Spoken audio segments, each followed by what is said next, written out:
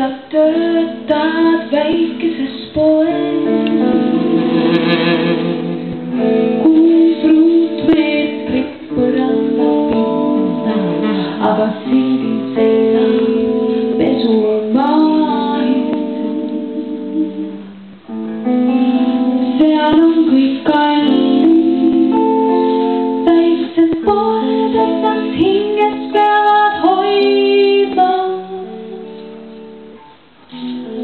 Tea, kuidas nad tal nimed andsid, et paneks äkki maailm või paradiis.